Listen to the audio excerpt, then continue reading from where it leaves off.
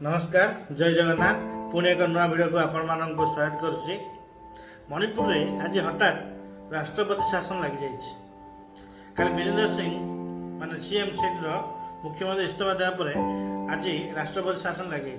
माने एक तरफा कह गले मणिपुर आज अनाथ हो जाइए। कौन पे लोक से बहुत भरोसा आशा विश्वास नहीं कि बीजेपी सरकार को देते जहाँकि जो बीजेपी कहे डबल इंजिन सरकार। डबल इंजिन सरकार आसिले मणिपुर राज्य उन्नति हम बोली जनसाधारण विश्वास भोट देते।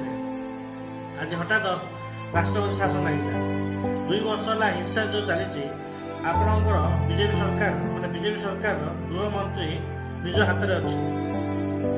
ए सरकार मणिपुर में पूरा विफल होने कहले भूल होनी।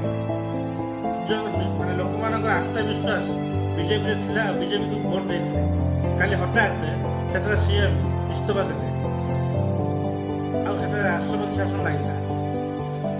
आम प्रधानमंत्री अमेरिका बुलवार बर्तमान व्यस्त अच्छा जो एपाई टोटाल दुख प्रकाश करना पर्यंत से मणिपुरवासी केवे भी क्षमा देवे। सरकार जो डबल इंजिन कही आसूला तार संपूर्ण विफल आज मणिपुर देखा मिली। रही वीडियो लाइक माने भल लगे लाइक शेयर कमेंट करिए। नमस्कार।